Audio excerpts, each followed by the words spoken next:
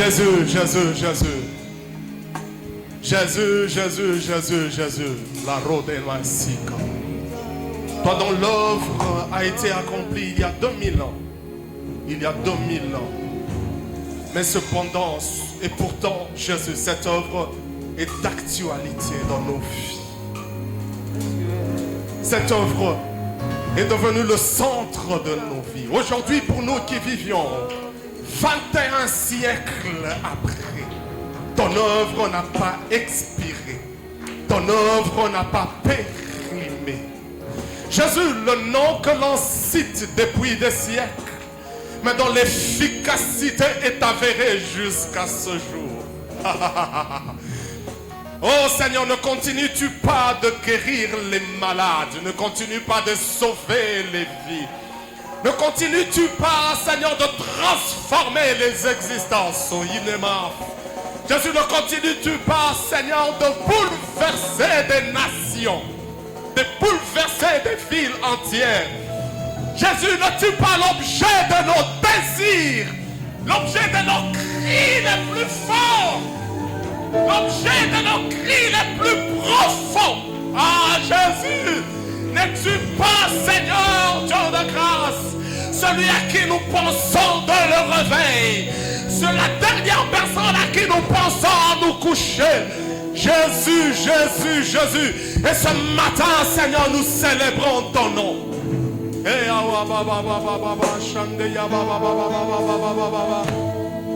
Seigneur, nous célébrons ton nom, nous célébrons ton nom, Jésus.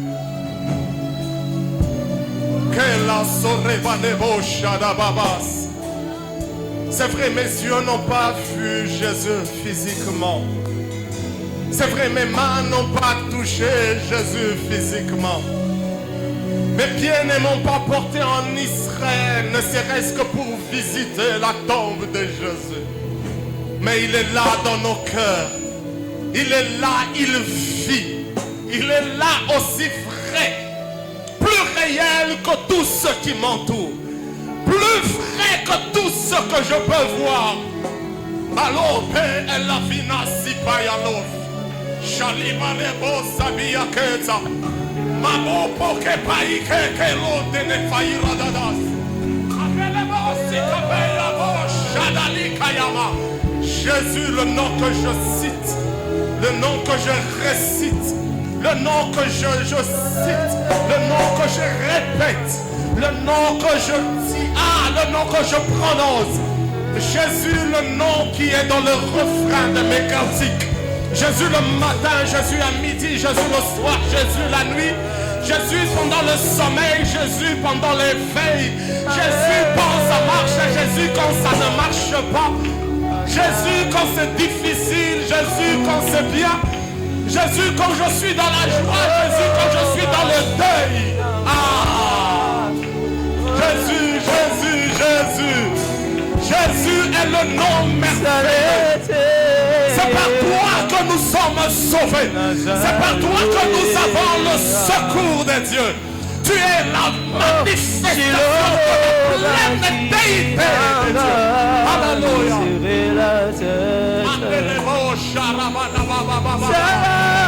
Jésus la parole. Jésus la parole faite chair.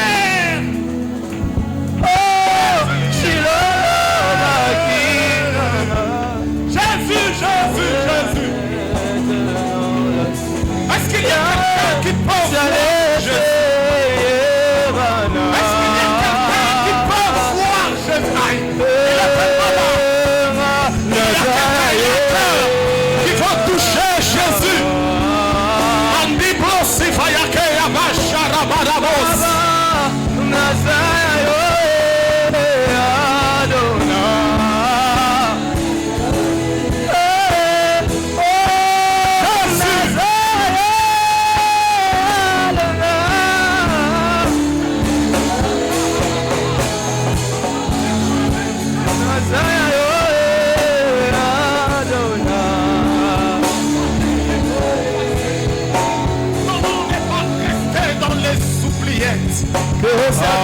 Que ça coule, que ça coule, que ça coule.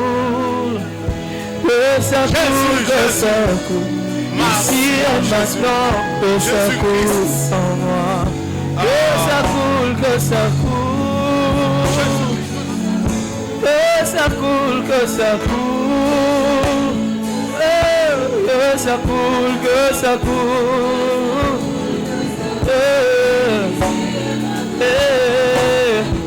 Oh, touche-moi, touche-moi.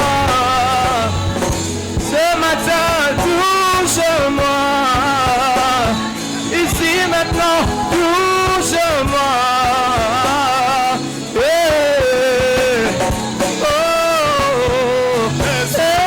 Parle-moi, parle-moi. Jésus. Jésus, Jésus, Jésus.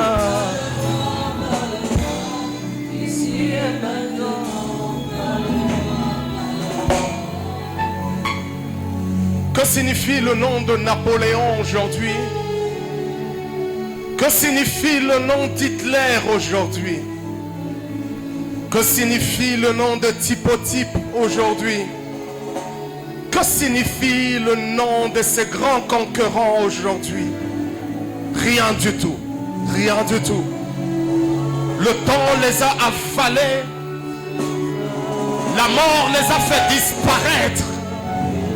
Mais à nous Jésus, à nous Jésus, notre Jésus à nous, notre Jésus à nous, notre Jésus à nous, notre Jésus à nous, celui dont nous pouvons nous approprier, même si dans mon ADN je n'ai pas la même séquence que la sienne, mais je m'identifie à Jésus. C'est le nom de Jésus, le nom de Jésus. Aujourd'hui encore, quand on cite le nom de Jésus, la maladie part, les cancers disparaissent, les handicapés sautent de joie, les aveugles recouvrent la vue, les morts ressuscitent. C'est le nom de Jésus-Christ de Nazareth. Tu n'es pas resté dans le passé. Tu n'es pas resté dans le passé. Non, Jésus. La tombe qu'a payé Joseph d'Amrimathée n'a pas été le terminus de ton histoire. Ah, Jésus! Jésus! Jésus! Jésus! Jésus! Jésus! Ah! Est-ce qu'il y a quelqu'un dans cette salle qui peut commencer à crier le nom de Jésus? Il est dit quiconque invoquera le nom du Seigneur sera sauvé. Il est dit quiconque invoquera le nom du Seigneur sera sauvé. Il y a quelqu'un qui peut crier le nom de Jésus. Jésus, Jésus. Jésus, Jésus.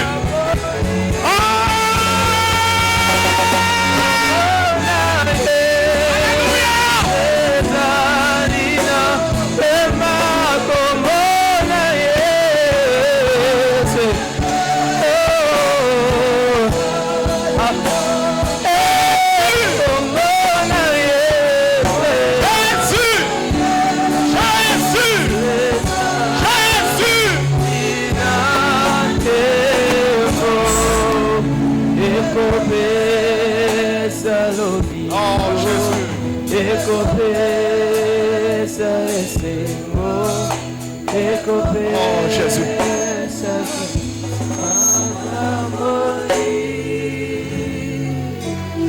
Nous te célébrons Jésus, toi qui es merveilleux. Yes. Tu fais bien d'acclamer encore ce Jésus.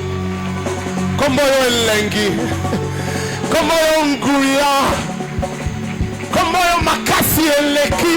Ah, le nom de Jésus. Le nom de Jésus est plus puissant que le soleil qui brille depuis des millénaires. Jésus, Jésus, Jésus, Jésus.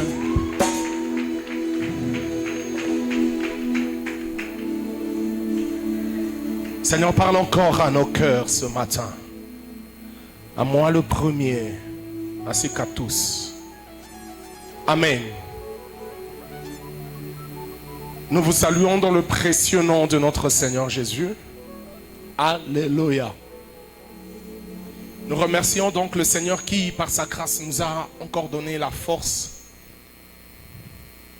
de nous tenir ici debout devant vous afin de partager, de communier ensemble, de partager ces précieux moments dans la présence de Dieu. Gloire soit rendue à Dieu. Alléluia. Nous bénissons infiniment le Seigneur pour cela. Nous remercions aussi notre Père, le prophète Paulin Mbombo, qui est en mission aujourd'hui, en dehors de la ville. Nous remercions encore pour sa confiance, pour ce qu'il est pour nous. Nous remercions pour nous avoir cédé sa chair, pour le Père qu'il est. Nous remercions aussi maman Patricia. Encore merci beaucoup pour ce que vous êtes, pour toute ma famille et moi-même. Nous remercions toute l'équipe des serviteurs de Dieu au sein du centre missionnaire Manaïm. De partout où vous êtes, sentez-vous honoré. Une mention spéciale à l'équipe des administrateurs. Merci beaucoup pour cette confiance encore renouvelée. Ma question était, pourquoi après ces moments difficiles que je viens de passer? Je crois que le Seigneur lui-même a la réponse à cela. Gloire soit rendue à Dieu. Merci à tous les prédicateurs, les prédicatrices. Merci à toute l'équipe des ouvriers. Vous savez que vous êtes une grande bénédiction pour moi. Alléluia. Et j'espère vous rendre l'appareil. J'espère aussi être une bénédiction pour vous. J'espère que je l'ai déjà été. Je prie que par la grâce de Dieu, je le sois encore ce matin. Merci à toute l'Église pour votre présence. Alors, s'il vous plaît, pour nous qui sommes derrière, si c'est possible d'avancer, faites un effort de manière à ce que devant vous, il n'y ait pas de chaise vide. Si on pourrait faire cela par les compassions qui sont en Jésus-Christ. Faites un effort d'occuper les chaises vides devant vous, afin de permettre à toutes les équipes qui font leur travail de bien faire leur job. Nous saluons aussi tous les internautes, tous ceux qui nous suivent par différents canaux, l'Internet, par Facebook, sur Instagram, ceux qui suivront le message sur YouTube. Nous vous saluons dans le précieux nom de Jésus et nous pensons que le Seigneur vous a réservé quelque chose de particulier.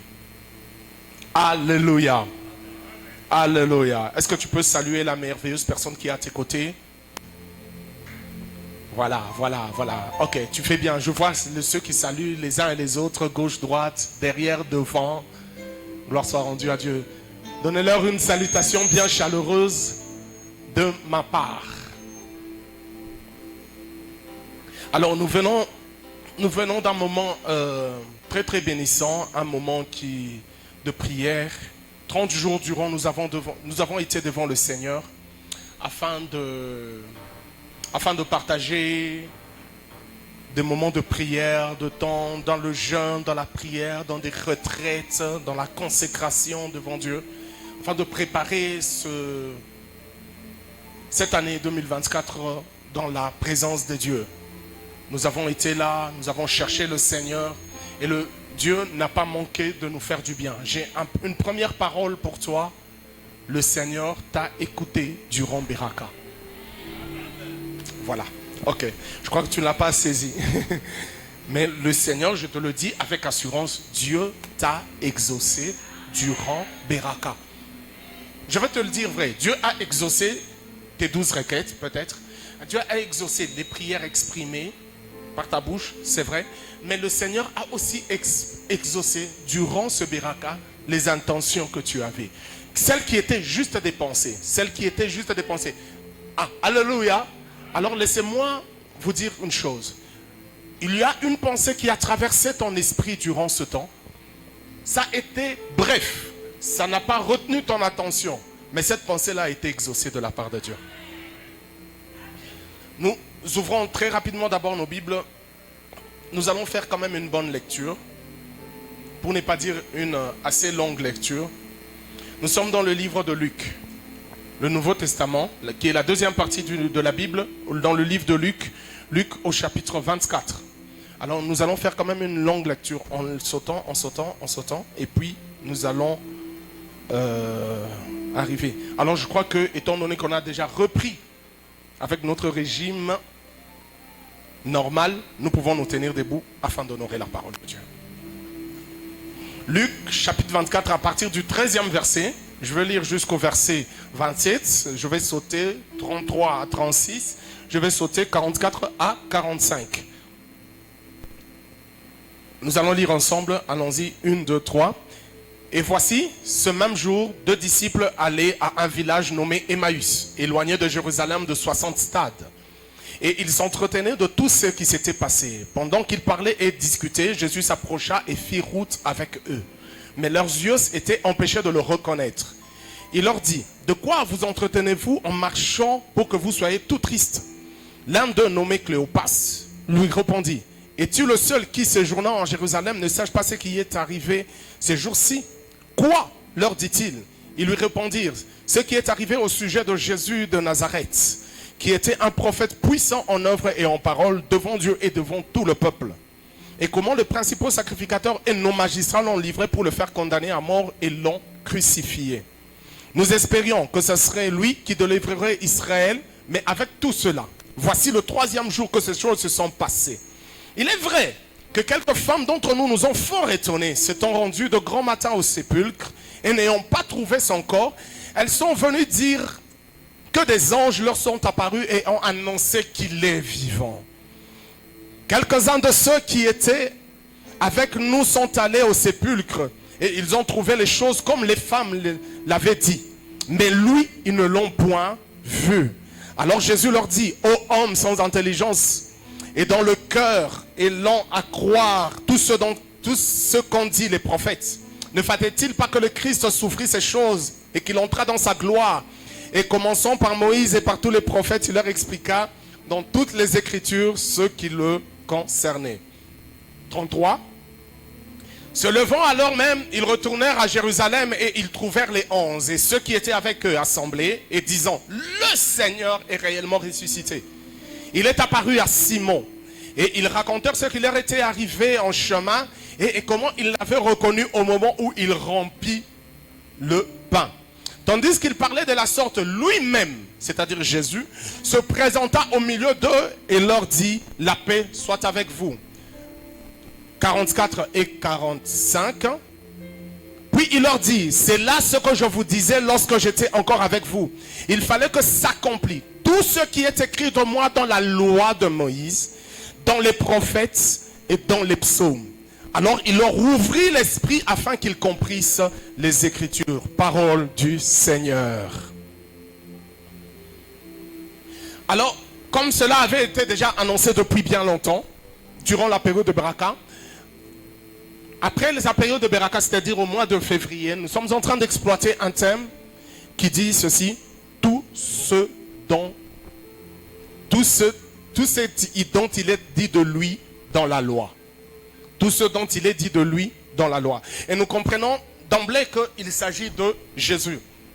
La formulation du thème ici est un peu différente du verset 44 que nous avons lu, où il est dit, où c'est Jésus qui parle de lui, donc un discours direct, il dit tout ce qui est écrit de moi. Mais la formulation dit tout ce qu'il est dit de lui. Comme si on nous demandait à nous de pouvoir expliquer tout ce dont il est dit de Jésus-Christ dans la loi. Vous comprendrez directement que ce thème a une forte connotation avec le thème de Beraka. Gloire soit rendue à Dieu. Alléluia. Alléluia. Alors là, une brève, une petite parenthèse. Je vous disais comment, le meilleur pour la fin. Il y en a qui comprennent déjà. J'ai du Seigneur comme il se doit. Gloire soit rendue à Dieu. Permettez-moi encore durant cette brèche que j'ai ouverte de remercier toute l'Église. Je profite en tout cas de ce micro afin de remercier toute l'Église de nous avoir soutenus durant le moment de deuil que nous avons traversé. En effet, j'ai perdu mon jeune frère la semaine passée. La semaine passée, effectivement. Et vos messages, vos appels, votre présence, votre visite, votre sollicitude a été d'un grand réconfort pour ma famille et moi-même. Recevez mes remerciements, Église de Dieu. Alors je disais que ce thème a une forte connotation avec le thème que nous avons exploité durant Beraka.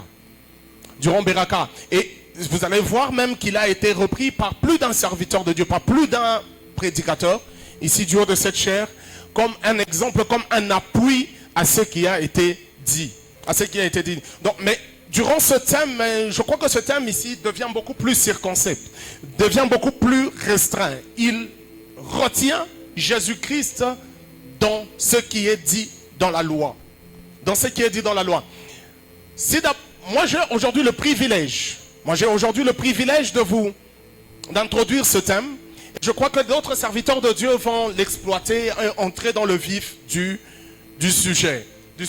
Alors moi, aujourd'hui, je vais me faire le devoir de donner un tout petit peu le concept, le contexte aussi, d'où la longue lecture que nous avons faite. Le contexte pour que nous comprenions, afin que tous ceux qui vont suivre après nous ici n'aient plus à rentrer dans les détails. En fait, nous sommes dans le livre de Luc au chapitre 24. Et si nous regardons bien le chapitre 24, il est subdivisé, moi je l'ai compris, en 3 scènes principales. Nous avons la première scène qui va du premier verset jusqu'au 12e verset. Il s'agit là des disciples et des femmes qui constatent l'absence du corps de Jésus, l'absence du corps de Jésus dans la tombe où on l'avait mis. Et elles sont allées afin de faire leur travail, afin d'embaumer le corps de Jésus. Je parle des femmes qui marchaient avec Jésus. Elles sont allées de grand matin afin d'embaumer Jésus. Mais arrivées à la tombe, elles ne retrouvent pas le corps de Jésus. Et là, bien, comme nous l'avons lu, il y a eu des anges qui leur sont apparus et qui l'ont expliqué. Écoutez, cette explication, lorsqu'elles sont allées rapporter les faits, lorsqu'elles sont allées rapporter la disparition du cadavre de Jésus dans la tombe, les femmes ont été prises pour des rêveuses. Elles ont dit, la Bible utilise le terme rêverie. Ce sont des rêveries. Pour eux, c'était des choses bizarres. Ce sont des choses de femmes. D'ailleurs, vous voyez que la Bible parle un peu de femmes, comme si c'était un peu pour dire des choses que ces gens racontent ne sont pas de grande importance. Et la deuxième scène, nous la retrouvons à partir du verset 13 jusqu'au verset 36, plutôt jusqu'au verset 35. Où nous avons la scène d'Emmaüs, plutôt les deux disciples, Cléopas et son ami, qui allaient à Emmaüs. Alors, sur ce chemin d'Emmaüs, ils ont rencontré le Christ qui leur a parlé, le Jésus qui leur a parlé, qui a interprété sa vie, interprété sa mort, interprété même sa résurrection, de par tout ce qui est écrit dans la loi et dans les prophètes, dans toutes les Écritures. Dans toutes les Écritures. Et la troisième scène que nous voyons va du verset 36 jusqu'au dernier verset, c'est-à-dire le verset 53. L'apparition de Jésus au milieu du groupe, les groupes de 11, c'est-à-dire les 11 apôtres, puisque Judas Iscariote ne fait plus partie d'eux, ainsi que les deux disciples d'Emmaüs qui sont venus rapporter la nouvelle, les femmes ainsi que les autres disciples qui étaient aussi avec eux. Et bien aimés dans le Seigneur, vous comprenez que tout au long de ce chapitre, il y a une question majeure qui est en train de se poser. Qu'est-ce qui s'est passé? Qu'est-ce qui s'est passé? Il ne s'agit pas en fait de l'histoire de la résurrection de Jésus, non. Mais il s'agit de comment appréhender la résurrection de Jésus par les différents personnages qui nous sont présentés. Comment est-ce que Jésus-Christ, comment est-ce que les fêtes qui se sont passées, comment est-ce que la disparition de Jésus, comment est-ce que, bien aimé, l'absence du corps de Jésus dans sa tombe a été comprise par les différents, par les femmes, par les disciples, par par les disciples même sur le chemin de Maïs. Comment est-ce qu'ils ont compris les choses? Bien-aimés dans le Seigneur, si vous voyez, si vous lisez, vous allez comprendre que Pierre, lui, a été jusqu'au tombeau de Jésus afin de vérifier l'information qui a été donnée.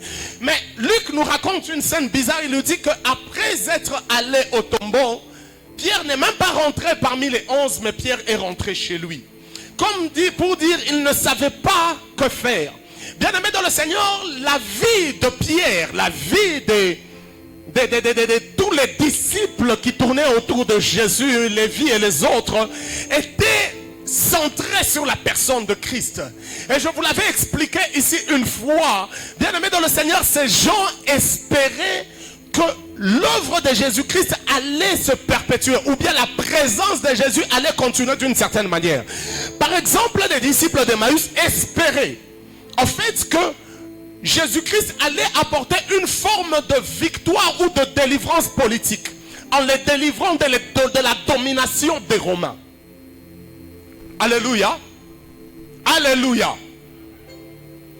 Jésus-Christ, ils espéraient cela. Ils ne savaient. Et le fait de la disparition de Jésus a mis les uns et les autres dans une situation extrêmement compliquée. Ils ne savaient plus à qui s'en tenir. Ils ne savaient plus quoi faire. Pourquoi? Parce que depuis plus de 3 ans, il dit, plus de 3 ans, ces hommes et ces femmes avaient pour travail d'aller de ville en ville et de prêcher la bonne nouvelle. De prêcher la bonne nouvelle. Ils avaient pour habitude d'aller prier avec Jésus. Ils avaient pour habitude d'aller dans les maisons où on sollicitait Jésus pour certains, pour résoudre certains cas. Ils avaient pour habitude d'aller, bien-aimés dans le Seigneur, faire certains travaux ou même d'être envoyés par eux-mêmes, plutôt pas par eux-mêmes, d'être envoyés par Jésus-Christ pour aller guérir les malades, chasser les démons. C'était ça leur vie. Mais la disparition de Jésus était un trouble dans ce qui était leur vie. Et ainsi, les uns et les autres se sont retrouvés dans le désespoir. Les uns et les autres se sont retrouvés dans l'incompréhension complète et totale. Dans l'incompréhension complète et complète. Bien-aimés dans le Seigneur, alors, vous allez voir que, à 2 reprises au moins, Jésus-Christ a essayé. Lors de ses apparitions, la première apparition de Jésus avec les disciples d'Emmaüs, la deuxième c'était avec les 11, Jésus-Christ a essayé, au travers des Écritures, de démontrer la conformité de sa personne par rapport à tout ce qui est écrit, tout ce qui a été annoncé dans la loi. Alléluia. Alléluia. Pour démontrer, je veux dire, la messianité de Jésus. Pour démontrer que Jésus-Christ de Nazareth, celui qui est venu de Nazareth, comme on nous l'a expliqué, est le Messie qui a été annoncé de par Moïse, ou même bien avant Moïse et tous les autres prophètes. Jésus-Christ avait pour argument les Écritures, précisément la loi de Dieu. Alléluia. Comme pour dire que le soupassement de Jésus-Christ était dans les Écritures. Toute son argumentation, toute la démonstration, elle s'est faite sur cette base. Elle s'est faite sur cette base. Jésus-Christ, bien-aimé dans le Seigneur, dans la loi, n'a pas été qu'annoncé, proclamé comme une prophétie pour dire, comme dans Ésaïe, il a dit jusqu'à ce que vienne le Messie. Et le sceptre ne s'éloignera jamais d'entre ses mains. Ça, c'était une annonce, une prophétie. Mais bien aimé dans le Seigneur, dans la loi, de plusieurs manières et sous plusieurs formes, Jésus-Christ n'a pas seulement été annoncé, mais il a été aussi préfiguré. Différentes scènes ou différents personnages ont préfiguré la venue de Jésus. C'est ainsi que lorsque vous entrez, par exemple, je vais prendre un exemple comme ça, dans le tabernacle, vous allez comprendre. Vous allez comprendre que dans le tabernacle, nous pouvons retrouver les caractéristiques de la vie de Jésus. Alléluia. Alléluia. Dans le tabernacle, nous pouvons, ça c'est dans les formes, dans des constructions. Mais nous pouvons retrouver aussi des caractéristiques de Jésus. Nous pouvons ressortir les caractéristiques de Jésus, par exemple dans les animaux sacrificiels, dans ceux qui ont servi de sacrifice. Bien-aimés dans le Seigneur, de plusieurs formes, ou même certains personnages, par leur propre vie, étaient des préfigurations de ce que sera la vie de Jésus. De ce que Jésus-Christ sera pour eux. Gloire soit rendue à Dieu. Alléluia. S'il vous plaît, je vous prie de me prêter votre attention. Je me permets tout ce discours, bien-aimé dans le Seigneur, puisque nous ne sommes que dans l'introduction de ce message. Gloire soit rendue à Dieu. Alléluia. Regarde celui qui est à côté de toi, dis-lui, ne dors pas, ne dors pas. Alors, bien-aimé dans le Seigneur, moi j'ai une question qui a tourné dans mon esprit tout au long de ce... Lorsque j'étais en train de préparer ce message, j'étais en train de me dire, aujourd'hui nous avons déjà Jésus. Aujourd'hui nous avons déjà les évangiles. Aujourd'hui nous avons déjà des récits sur la vie de Jésus. Et Jésus-Christ de Nazareth est l'élément principal, c'est le sujet principal. Alors ma question est celle-ci. Pourquoi devions-nous rentrer dans la loi afin de rechercher des explications sur la personne de Christ? N'oublions pas une chose, que cette année, on nous a dit, cette année, c'est l'année du Christ au centre. C'est l'année où où tous les thèmes seront centrés sur Jésus-Christ. Alors, pourquoi je rentrais en arrière? Parce que la loi est quand même antérieure à la vie de Jésus. Pourquoi rentrer dans la loi afin de rechercher Jésus-Christ? Afin de rechercher les détails sur la vie de Jésus. Pourquoi d'ailleurs chercher à comprendre Jésus-Christ? Bien-aimés dans le Seigneur, je vais vous dire ceci. Je vais vous faire comprendre ceci. La connaissance te permet d'agir avec efficacité et même efficience. Oh, alléluia. Je répète, la connaissance te permet d'agir avec efficacité et connaissance. J'ai avec moi ce téléphone. Il est performant plus que certains et il est moins performant que certains autres téléphones. Bien-aimé dans le Seigneur, je peux l'utiliser afin de passer les appels, afin d'écrire, d'envoyer des messages et quelque chose. Mais je suis sûr qu'à mon niveau de connaissance, il y a des fonctionnalités sur ce téléphone ou sur la tablette ou même sur les autres appareils que vous avez que vous ne pouvez pas exploiter parce que vous n'avez pas la connaissance suffisante sur le téléphone. Alléluia. Je vais vous dire ceci. Peut-être, je suis même convaincu que 99% d'entre nous n'a pas lu la notice d'utilisation du téléphone lorsqu'il a acheté. C'est-à-dire que nous avons une connaissance extrêmement limitée. Et cette connaissance extrêmement limitée de l'appareil que nous utilisons, des outils que nous utilisons, ne va pas nous permettre d'utiliser à bon escient, d'utiliser à son plein potentiel le téléphone. C'est comme ça que je dis, bien-aimé dans le Seigneur, connaître Jésus est extrêmement important. Oh, alléluia. Parce qu'en Jésus-Christ, il n'y a pas seulement le salut. Il y a autre chose. Et cela, nous pouvons bénéficier de cela uniquement si nous connaissons profondément le Jésus-Christ. Profondément Jésus-Christ. Cela est très important, bien-aimé dans le Seigneur. Alors pourquoi rentrer dans la loi? Pourquoi rentrer dans les Écritures? Pourquoi faire un retour dans le passé? Bien-aimé dans le Seigneur, cela me paraît bizarre. Cela me paraît bizarre. Pourquoi? Parce que, vous savez, dans Galates chapitre 2, verset 14, Paul est en train d'accuser Pierre plutôt. Paul est en train d'accuser Pierre. Il lui dit, pourquoi cherches-tu à judaïser? Pourquoi cherches-tu à faire rentrer ceux qui ont déjà obtenu la liberté en Christ dans le judaïsme, qui, selon la prédication de Paul, est une forme d'esclavage ou d'emprisonnement? Est-ce que nous faire revenir dans la loi n'est-il pas risqué au point de nous faire judaïser, au point de fixer notre attention sur la loi et d'oublier la grâce, et d'oublier la vie de Jésus, et d'oublier l'après-résurrection?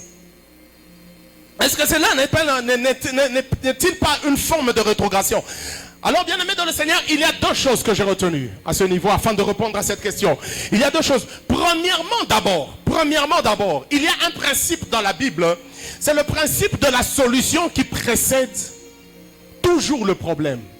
Alléluia. Oh, alléluia.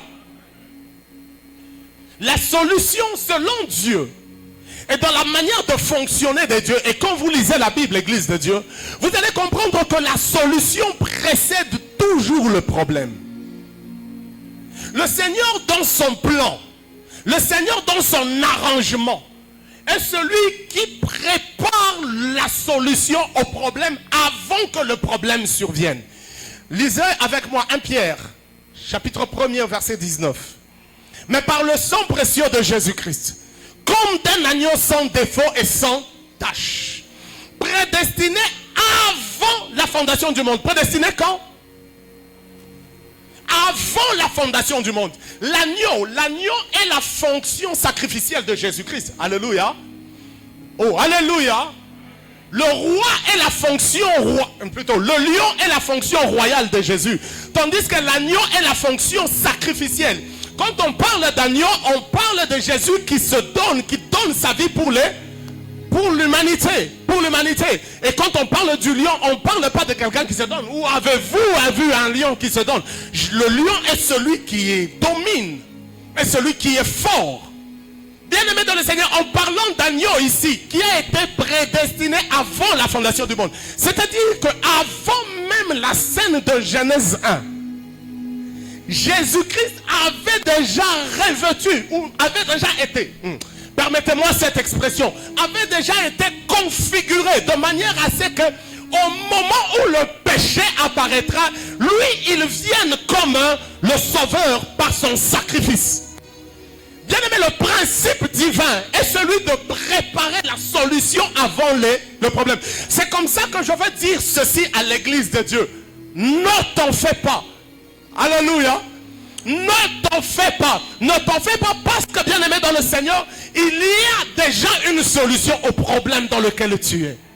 Oh God. Oh God. Il y a déjà la solution au problème dans lequel tu es. Ah, c'est vrai.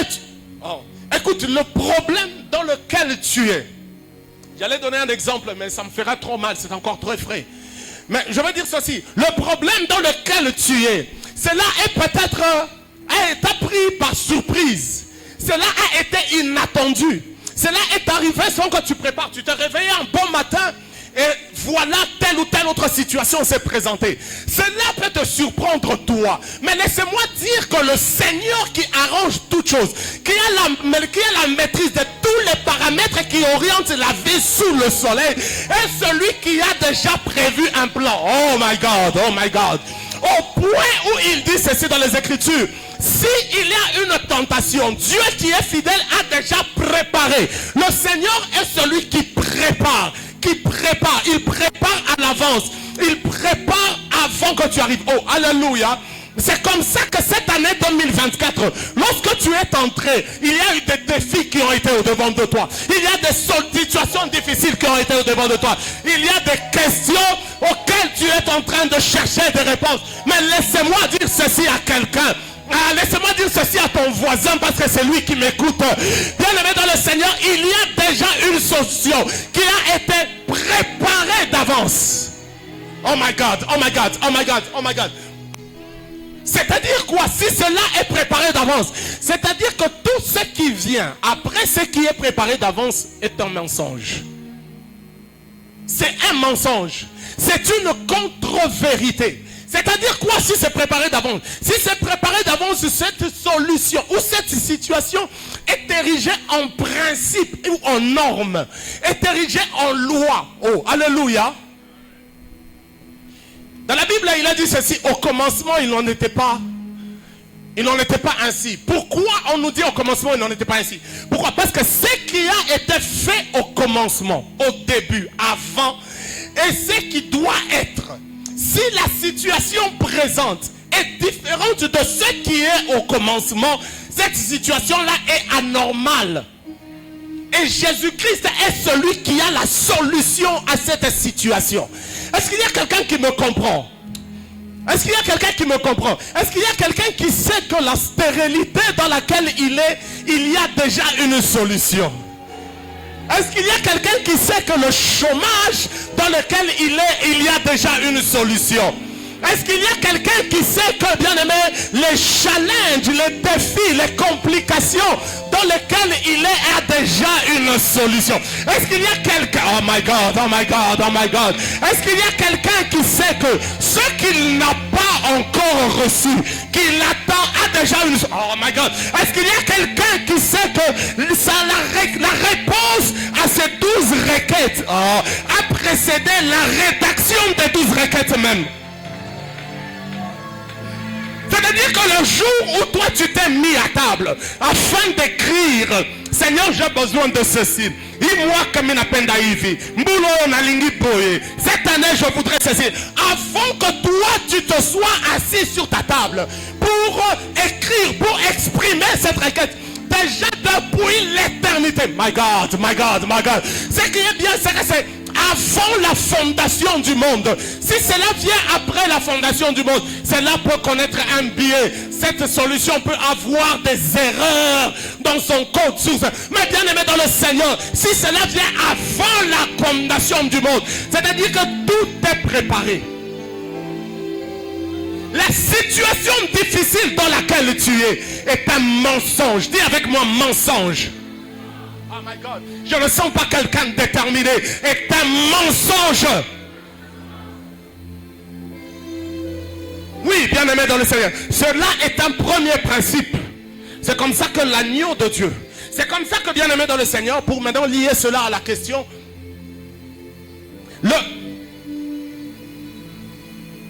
Nous avons besoin de revenir sur ce qui est déjà passé. Et c'est comme ça que je comprends la loi ici. Sur ce qui est déjà passé, parce que dans cette loi-là, nous avons le principe de ce qui doit être.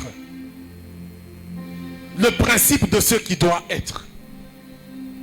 La deuxième réponse, bien aimé dans le Seigneur. La deuxième réponse, c'est en plus dans la loi, Christ n'est pas seulement, comme je le disais, annoncé, mais il est aussi représenté sous plusieurs formes. Et toutes les représentations, bien aimées dans le Seigneur, n'oubliez pas la question, c'est pourquoi revenir dans la loi? Toutes les représentations de Jésus-Christ annoncées ou qui ont été dans la loi ont été imparfaites. Ça veut dire quoi? Ça veut dire que cela nous donne l'opportunité d'apprécier la perfection de Jésus-Christ dans l'accomplissement de l'œuvre, surtout de sa mort et de sa résurrection. Je vais expliquer ceci. Lorsque vous regardez, lorsque vous lisez par exemple, Hébreu au chapitre 3 verset 2. Hébreu chapitre 3 verset 2, il est écrit ici, Jésus-Christ a été, écoutez la comparaison, écoutez cette comparaison bizarre. On dit, Jésus-Christ a été fidèle à celui qui l'a établi. Comme le fut Moïse dans toute sa maison. Moïse qui est un type de Christ, une représentation de Christ. Oui, bien aimé dans le Seigneur, Moïse a été fidèle. D'ailleurs, on lit la fidélité de Jésus à celle de Moïse. D'ailleurs même, Dieu l'en parle lui-même, il dit, Moïse est tellement fidèle dans toute ma maison, qu'à lui, je parle face à face. Oui, il a été fidèle, mais nous savons que Moïse a failli lors de la scène du rocher. Au lieu d'obéir strictement à ce qui lui a été dit, Moïse, par colère ou par impatience, a fait ce qui ne lui était pas permis. Bien aimé dans le Seigneur, cela nous donne une image claire. Alléluia. Cela nous donne une image claire sur la perfection de Jésus. Sur le fait que Jésus-Christ de Nazareth a accompli une œuvre où il n'y a rien à redire. Écoutez ceci, écoutez. Alléluia. Alléluia. Au début, nous avons adoré le Seigneur. Et je dis ceci, et j'ai compris ceci, que le Seigneur a accompli une œuvre tellement parfaite, tellement accomplie, tellement propre, tellement normale, tellement fidèle à la volonté parfaite et plus rigoureuse de Dieu que cette œuvre-là ne peut pas être effacée par le temps. Cette œuvre-là ne peut pas être effacée par les circonstances. Cette œuvre-là ne peut pas être effacée par l'oubli des gens. Les hommes et les femmes se sont levés en ce moment, essayant d'enterrer le nom de Jésus. Mais son œuvre subsiste jusqu'à aujourd'hui. Nous apprécions, bien-aimés dans le Seigneur, par les imperfections des types de Jésus dans la loi, nous apprécions la perfection de Jésus-Christ dans les évangiles. Nous apprécions. Donc l'œuvre de Jésus-Christ a été complète. A été complète. Avançons. Si nous comprenons la loi, si nous comprenons la loi comme un ensemble de règles composées des choses qui sont à faire et des choses qui ne sont pas, qui ne sont pas à faire ou des interdictions. Bien-aimés dans le Seigneur, la loi a une force de... Oh là, les termes m'échappent. A une force...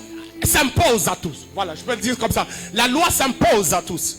De manière à ce que si tu n'obéis pas en faisant strictement ce qui est écrit dans la loi, il y aura une sanction. Ou si tu fais ce qui a été interdit dans la loi, il y aura une sanction. Si nous lisons maintenant dans la loi, c'est-à-dire dans le Deutéronome qui est la répétition de la loi, au chapitre 28, nous comprenons là que l'obéissance aux règles vaut le salut, tandis que la désobéissance aux règles qui ont été établies dans le Deutéronome vaut bien la mort, entraîne la mort. Bien-aimés dans le Seigneur, si le Christ, l'agneau de Dieu, a été préparé pour le salut, alors, bien-aimés dans le Seigneur, la préparation et son annonce a été dans la loi. Alors, écoutez, alléluia. Dans la loi, nous avons deux situations. Je vais dire ça comme ça. Nous avons deux situations. Dans la loi, nous avons Moïse qui dit, tu ne tueras pas, tu ne feras pas ceci, tu feras ceci. Pour si quelqu'un pêche, tu vas offrir telle chose, tu vas offrir telle chose. Si quelqu'un est atteint de la lèpre ou de la peste, voilà, il va être en quarantaine, il va faire ceci. Si quelqu'un veut aller adorer son Dieu, il va emmener devant le sacrificateur telle chose. Le sacrificateur lui-même sera habillé comme ça, comme ça, comme ça. Et voilà le temple, le tabernacle sera, voilà, il sera comme ça, comme ça, comme ça. Il y a beaucoup de choses. Mais de par l'énoncé du thème, nous comprenons que Jésus-Christ a été annoncé dans la même loi. C'est-à-dire quoi? C'est-à-dire qu'est-ce qui arrive aux enfants d'Israël? Les enfants d'Israël jettent leur regard dans la loi, comme Jésus lui-même le dit.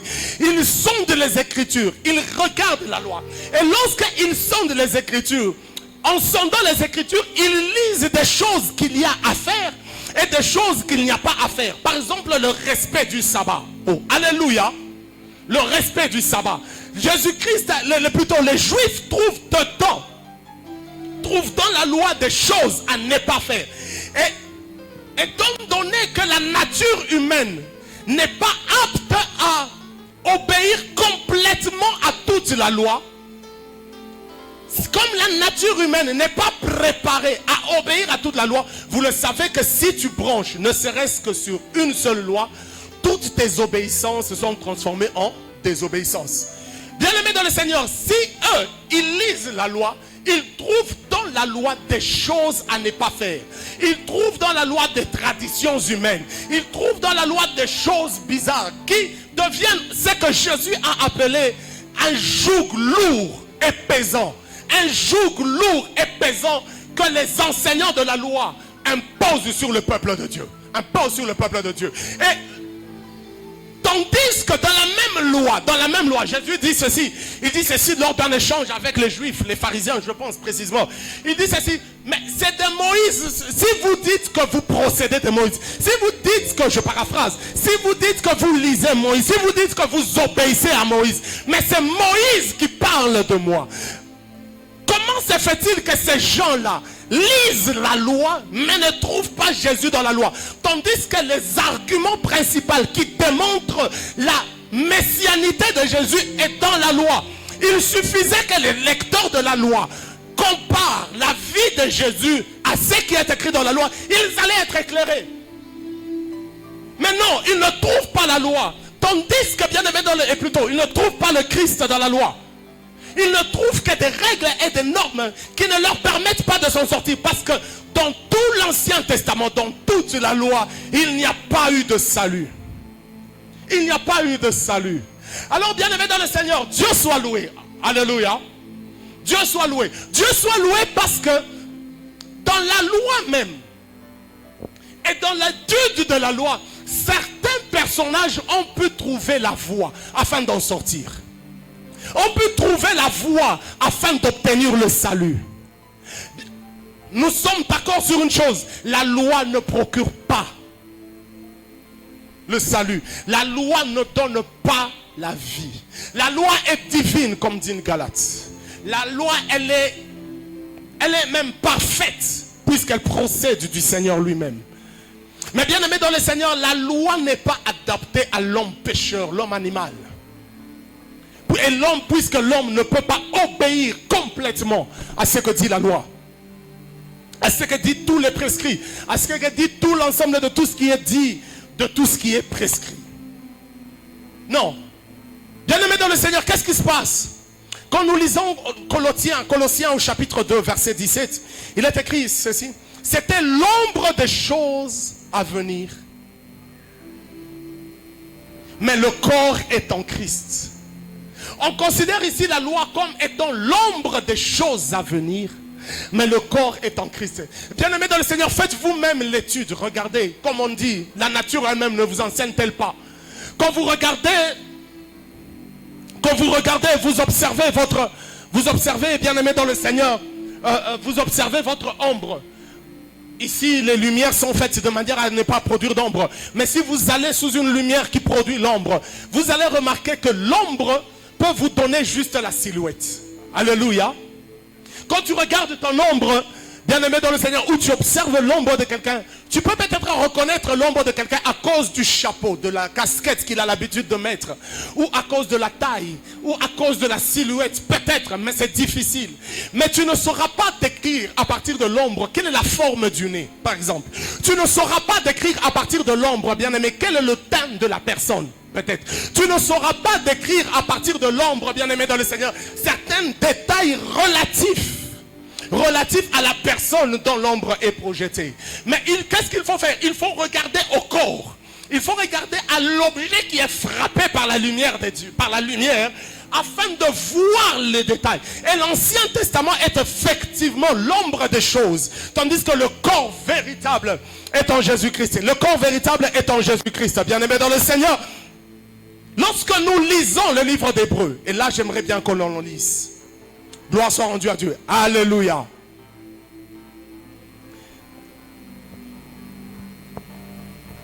Nous sommes dans le livre d'Hébreux. Hébreux au chapitre 11. Sûrement vous allez vous poser la question. Mais comment est-ce que lui, il est dit ce dont il est dit de lui dans la loi, mais il ne nous parle que du Nouveau Testament. Vous allez remarquer que dans la plupart des références bibliques que nous avons données ici, nous sommes généralement dans le Nouveau Testament. Ce n'est pas grave. L'Ancien Testament est mieux compris par le Nouveau Testament. Nous lisons Hébreux 11. Hébreux 11, nous allons lire 2 ou 3 versets et nous allons sauter. Hébreux 11, il est dit ceci. Et là, nous allons prendre l'exemple de quelques personnes. Comment est-ce que des gens, et des hommes et des femmes qui ont vécu sous la loi ont reçu l'approbation de Dieu? La Bible dit, ont reçu un témoignage favorable. Un témoignage favorable. Hébreux 11, au verset 8, il est dit ceci. C'est par la foi qu'Abraham, alléluia, alléluia, c'est par la foi qu'Abraham, lors de sa vocation, obéit et partit pour un lieu qu'il devait recevoir en héritage. Et qu'il partit.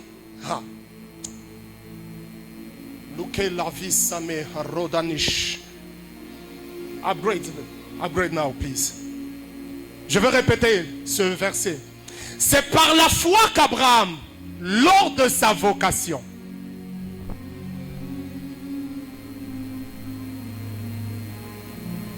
vous permettez que je fasse quelque chose? Vous Vous pouvez mettre la main en l'air.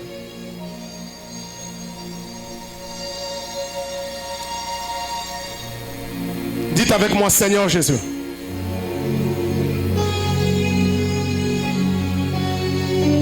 Dis encore, Seigneur Jésus, avec conviction. Je sais que tu es la solution préparée pour les problèmes que je vis. Ah. Maintenant, tu peux mettre le mot qu'il faut. N'aie pas honte de ton voisin. Si tu cherches le boulot, dis, Seigneur Jésus, je sais que tu es la solution à mon chômage. Si tu es bien-aimé dans le Seigneur en train de chercher un capital, tu peux dire, Seigneur Jésus, je sais que tu peux ouvrir les portes pour que j'obtienne un capital. La rekabena sokaine dadada shatayabanes. Lo rabanabe saike anakayaba shatayabababa. Belinda villa ketayaka labase kayabababa shataikeyaba.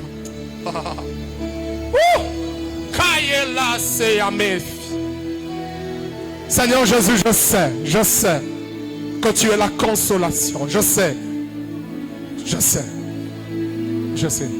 Amen. Est-ce que nous pouvons acclamer le Seigneur très fort?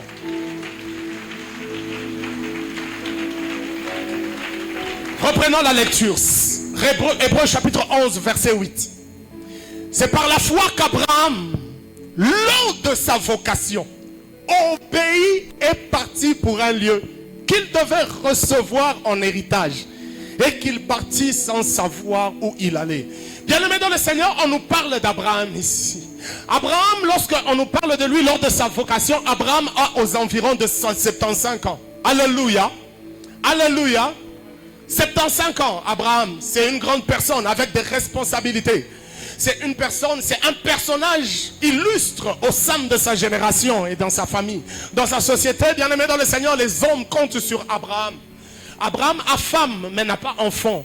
Alors qu'est-ce qu'il fait? Il prend sous son aile Elimelech, qui est un de ses neveux. Il prend avec lui, bien-aimé dans le Seigneur, quelqu'un de sa famille afin de l'aider. Il prend avec lui quelqu'un de sa famille. Il dit, ce sera lui son héritage. Son héritier plutôt. Ce sera lui son héritier. Abraham, quelqu'un d'illustre. Et le Seigneur vient, il vient un peu comme il avait appelé Lévi. Vous connaissez l'appel et la vocation de Lévi. C'est, pour les lecteurs de la Bible, la vocation de Lévi. Papa Paul, c'est comment? C'est viens et suis-moi. Alléluia. Et Abraham, Dieu vient aussi comme ça. Il lui dit, écoute, tu vois là où tu habites, ce n'est plus chez toi. Tu vois là où tu es, ce n'est plus chez toi. Tu dois quitter et partir. Et Abraham comprend ce que le Seigneur lui dit, mais il comprend aussi ce que le Seigneur veut lui dire. Et il comprend que le voyage qu'il entame est un voyage particulier. Qu'est-ce qu'il fait? Abraham prend sa femme et part. Alléluia. Alléluia. Écoute, quelqu'un qui prend sa femme n'a pas l'intention de revenir. N'a pas l'intention de retourner. Il est parti pour ne pas retourner. Et c'est comme ça qu'Abraham obéit. Je préférais lire l'histoire d'Abraham dans le livre d'Hébreux. Pourquoi? Parce que le livre d'Hébreux est la réalité de ce qu'Abraham a vécu. Alléluia. Alléluia. N'est-ce pas qu'on nous dit, n'est-ce pas que nous avons lu que l'Ancien Testament, la loi, elle est l'ombre, tandis que le corps ou la réalité est en Jésus-Christ. Et Hébreu qui est en Jésus-Christ, bien aimé dans le Seigneur, est la réalité de ce que dit Abraham. Je vais vous dire ceci d'avance. Dans Genèse, il y a beaucoup d'erreurs que Hébreu est venu corriger. Je vais vous les démontrer. Lorsque Abraham sort, il prend femme et enfant et il s'en va. Il s'en va sans savoir. Et c'est ce que j'aime dans Hébreu. On nous donne les détails. Quand tu lis Genèse, on ne te dit pas qu'Abraham ne savait pas où partir. L'histoire reste un peu vague. Mais dans Hébreu, on nous dit qu'Abraham, un monsieur de 75 ans, voyez-vous, un monsieur de 75 ans qui s'embarque sur un chemin où on lui dit, vers le lieu où je te montrerai, sans savoir où il irait. sans savoir la destination finale. C'est-à-dire qu'Abraham doit prendre ses clics et ses claques, se mettre sur le portail en dehors de sa porte et attendre la prochaine instruction de Dieu. Et attendre la prochaine instruction. Qui est cet homme d'Abraham? Cet homme d'Abraham est un homme qui vit sous la loi, qui a les règles. Bien aimé dans le Seigneur, n'oubliez pas que depuis le commencement, la loi, elle est là. Écoutez, Dieu, le Seigneur crée Adam et Ève, il les met dans le jardin d'Éden. Et lorsqu'il met ses hommes et ses femmes dans le jardin d'Éden, qu'est-ce qu'il fait? Il dit, tu ne mangeras pas. Cela est déjà une loi. Alléluia. Tu ne mangeras pas de l'arbre qui se trouve au milieu du jardin, l'arbre de la connaissance du bien et du mal. Plutôt, le fruit de l'arbre de la connaissance du bien et du mal. Tu ne mangeras pas. Et Abraham, bien aimé dans le Seigneur, vit sous une loi. Il vit sous les règles où la grâce de Jésus-Christ n'a pas encore été manifestée. Et là, il sort. Il sort et il obéit à sa simple parole. Il sort et il s'en va. Il s'en va. Et la Bible explique ceci dans Hébreux, au verset 17, il dit, c'est par la foi. La Bible nous dit, c'est par la foi. Écoutez, alléluia, alléluia. Tous ceux qui ont vécu dans la loi ont trouvé une brèche pour retrouver leur salut par la foi. Par la foi. Bien aimé, c'est la foi en Jésus-Christ et en Jésus-Christ seul qui a été le salut de tous les personnages illustres dans la Bible. Quand vous lisez Abraham, quand vous lisez tous les autres, s'ils ont reçu l'approbation de Dieu, ils l'ont reçu par la foi. Et Abraham, bien aimé dans le Seigneur, c'est la foi qu'il a eue. Non pas regarder, oh, alléluia. La foi, la loi c'est tes propres efforts. La loi c'est ce que tu es obligé de faire. La loi c'est ce que tu es obligé de produire. La loi c'est tu sèmes un, tu vas récolter un ou deux ou trois, selon la règle qui est fixée. La loi, c'est bien aimé dans le Seigneur, c'est des choses, ce sont des principes établis. Mais lorsque on entre dans le principe de la foi, le principe de la foi est tout différent. Parce que le principe de la foi, il ne s'agit plus de ce que toi tu fais, mais de ce que quelqu'un d'autre a fait à ta place et toi tu te l'appropries uniquement. Oh, alléluia. Écoutez, le salut n'est pas l'objet d'un travail de l'homme. Ce n'est pas Cédric Lengue qui a travaillé à son salut. Ce n'est pas Ange qui a travaillé à son salut. Ce n'est pas tel qui a travaillé à son salut. Bien aimé dans le Seigneur, c'est l'œuvre de quelqu'un d'autre. L'œuvre de Christ, c'est laquelle? L'œuvre de Christ, c'est prendre sur lui la charge de l'humanité, la peine de l'humanité. Prendre sur lui, bien aimé dans le Seigneur, les complications de l'humanité. Il est écrit ceci dans Ésaïe 53. Il s'est chargé de nos iniquités. Le châtiment qui nous donne la paix retombait sur lui. Et retombait sur lui. Bien aimé dans le Seigneur, c'est la seule façon de s'en sortir. C'est par la foi. Pourquoi? Parce que la foi ouvre une brèche. My God. La foi ouvre une brèche. Sans annuler la loi. Mais la foi t'ouvre une brèche. Elle t'ouvre une brèche afin d'accéder à ce que tu veux, bien aimé dans le Seigneur. Même si ce n'est pas toi qui as travaillé dessus. Et qui a travaillé pour toi et pour moi si ce n'est Jésus à la croix? Bien aimé dans le Seigneur, le poids de Golgotha n'est pas la punition de Jésus. Il n'a pas pris la femme d'autrui. Il n'a pas pris l'argent d'autrui. Il n'a pas pris, bien aimé dans le Seigneur, des choses qui appartiennent à autrui. Lorsque vous rentrez dans le quartier de Jésus, même dans son travail de charpentier, Jésus n'a pas été escroc. Lorsque, bien aimé dans le Seigneur, vous scrutez la vie de Jésus, il n'a pas détourné ce qui appartenait à autrui. Jésus-Christ de Nazareth a été fidèle. Mais le poids de la croix qu'il a accepté de porter, c'était la charge qui revient à l'humanité. C'est l'humanité qui devait prendre ce bois. C'est l'humanité qui devait prendre cette charge. Mais lui, innocent, il a porté cette charge. Il a mis ce bois sur son dos. Il a accepté cette punition. Et seulement alors, quiconque a la foi en Jésus trouve le moyen du salut. Trouve le moyen du salut. Bien aimé dans le Seigneur, le moyen de s'en sortir, c'est par la foi. Et c'est qui... Alléluia. Alléluia. Oh, alléluia. Écoutez, le moyen du salut, dans Hébreu même, non, plutôt dans Romains, il est écrit que la foi vient de ce que l'on entend. La foi vient de ce que l'on entend. La chose qui est arrivée à Abraham, c'est qu'il a entendu. Je vais te poser une question. Est-ce que tu as entendu Dieu?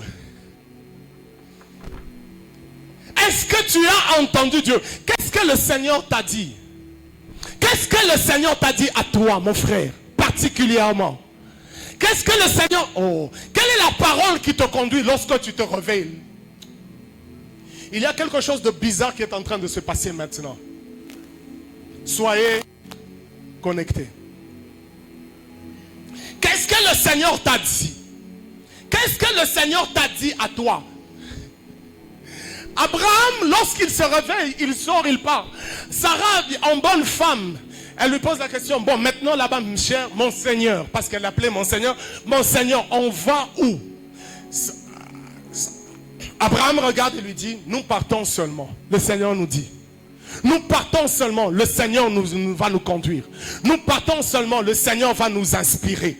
Nous avançons seulement, ça va aller. Nous avançons seulement, ça va marcher. Bien-aimé dans le Seigneur, Abraham sort. Abraham avance. Écoutez, bien-aimé dans le Seigneur, pourquoi? Parce qu'il a écouté. Il a écouté. Il a écouté. Qu'est-ce que, je répète cette question, qu'est-ce que tu as entendu? Qu'est-ce que tu as entendu? Moi, je suis en train d'entendre dans mon cœur que nous allons célébrer un miracle extraordinaire bientôt. Alléluia. Oui, toujours dans ce calme. Nous allons le célébrer. Aujourd'hui, laissez-moi le dire comme ça. Aujourd'hui, c'est une journée, nous venons de commencer, nous avons des heures bizarres. À partir d'aujourd'hui jusqu'à demain au petit matin, il y a quelque chose de bizarre. Quelque chose, quand je dis bizarre, ce n'est pas dans le mauvais sens. Quelque chose d'inexplicable qui va arriver. Quelque chose d'inexplicable. Mambo moya ya nguvu itafika kwanzia leo. Webalula tuma heure. Alléluia. Ce qui va venir après, je ne le sais pas. Mais moi je dis ceci. À partir de maintenant, le début de ce culte jusqu'à demain matin, il y a quelque chose. Je ne sais pas. Oh. Bon, nishibifunge tout. Alléluia. Alléluia. Abraham et Sarah, Isaac est en train de venir. My goodness. Oh, merci Jésus de nous ouvrir le ciel. Isaac est en train. Oh my God, my God. Isaac est en train de venir. Va à la rencontre d'Isaac.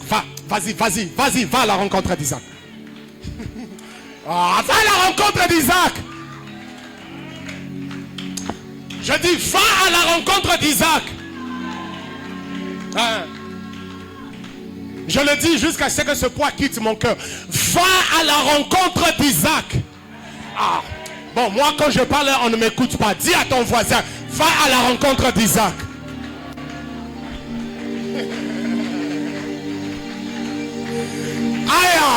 Va à la rencontre. Je ne sais pas si c'est un CV qui va t'amener à la rencontre d'Isaac.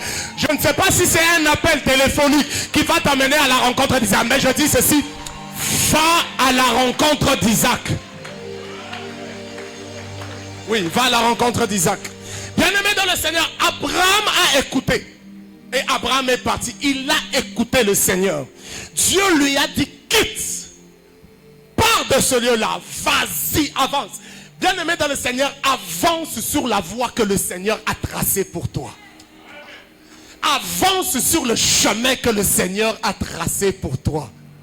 Avance. Alléluia. Ah, en 2023, je parle à quelqu'un particulier, pas à tout le monde.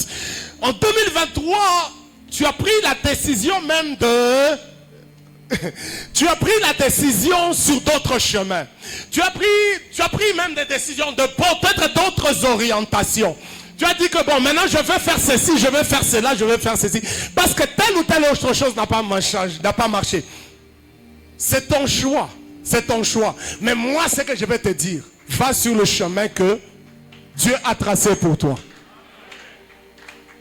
C'est peut-être un voyage. Va sur le chemin que Dieu a tracé pour toi. Abraham est aussi sorti. Bien aimé, pourquoi? Parce qu'il avait la foi, malgré qu'il était dans un environnement de la loi. Malgré que Jésus-Christ, oh, alléluia.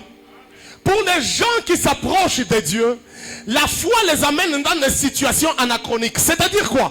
C'est-à-dire que, bien aimés dans le Seigneur, ils entrent dans des situations qui ne sont pas de leur temps. Lorsque vous lisez la Bible, Abraham et les autres ne devraient pas bénéficier de la foi. Parce que la foi n'était pas pour leur époque. La foi n'était pas pour eux. Qu'est-ce que Jésus... Il est écrit ici, les prophètes qui ont prophétisé sur ces choses ont fait de cette prophétie l'objet de leurs investigations pour connaître le temps. Alléluia. Pour connaître le temps. C'est-à-dire que certains prophètes ont examiné la loi et quand ils ont examiné la loi, ils ont compris que cette loi, et plutôt, ils ont compris que la promesse de Dieu touchant à la grâce manifestée par la foi. Bien aimé dans le Seigneur, la promesse de Dieu, elle n'est pas pour leur temps. Elle n'est pas pour leur temps. Mais Abraham a été anachronique. Il a brisé les règles. Et il a brisé les règles comment? Par la foi.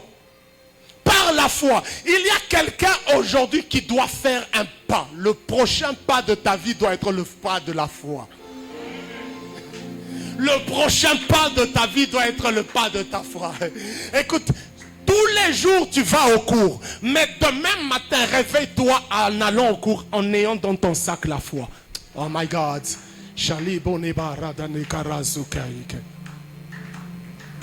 Tous les jours tu vas au marché. Mais aujourd'hui, mais demain, réveille-toi en allant au marché. Non pas seulement avec les billets. Non pas seulement avec ta marchandise. Mais en ayant aussi la foi. Je ne sais pas comment elle va se manifester pour toi. Abraham a écouté, il est sorti. Parce que c'est ça l'essentiel. Si tu écoutes, tu obéis. Si tu écoutes, tu agis. La foi te dit va à gauche, tu vas à gauche. Même si tout le monde va à droite. Et que même toi-même ton cœur t'envoie à droite. Ce n'est pas grave. Mais parce que le Seigneur m'envoie à gauche. Va à gauche. Va. Que le prochain pas que tu vas faire soit le pas de la foi. Que ce soit le pas de la foi. Que ce soit le pas de la foi. Hébreux 11, 24. Par la foi. Là, nous allons aborder maintenant le personnage de Moïse et c'est là que nous allons terminer. C'est par la foi que Moïse, devenu grand, refusa. Il refusa. Bien-aimé dans le Seigneur, pour rentrer un peu sur Abraham. Abraham est sorti. Et là où il est sorti, c'est d'une grande ville. Si vous lisez, si vous essayez d'étudier le contexte, c'est vraiment une grande ville, organisée, urbanisée, pour le temps dans lequel il était. Mais Abraham quitte et il va habiter dans les tentes. La Bible dit qu'il est allé habiter à Canaan, la terre promise, mais comme un étranger sous des tentes. Alléluia. Alléluia. Vas-y, vas-y. Vas-y. Hein, je te le dis, vas-y. Vas-y, ne t'arrête pas, vas-y. Alléluia. Écoute, même si on ne t'ouvre pas la porte,